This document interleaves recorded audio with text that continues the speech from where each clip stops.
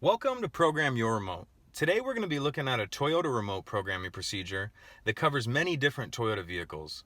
If you're unsure what procedure your vehicle takes, you can visit our website, programyourremote.com.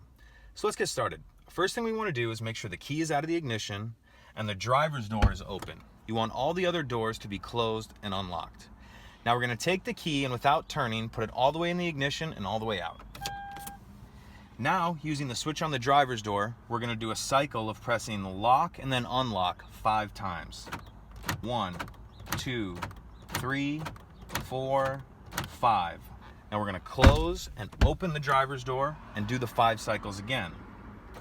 1, 2, 3, 4, 5. Now we're going to take our key, put it in the ignition, and go from on to off and remove the key. The door lock cycled, indicating the vehicle is now in programming mode. So we'll grab our remote and press the lock and unlock button at the same time. Now, press just the lock button for about 2 seconds. 1, 2. Door lock cycled, indicating this remote has now successfully been programmed. If you have no other remotes, you can skip this next step. If you do have another remote to program, you'll repeat the previous step, pressing both the lock and unlock button once, and then just the lock button for about 2 seconds. 1, 2. Door lock cycled, indicating this remote has now been programmed. If you have any other remotes to add, you'll continue that previous step for each remote.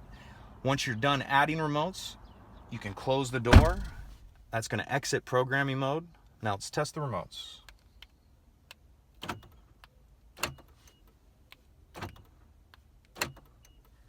Those are working remotes. Thanks for watching, everyone.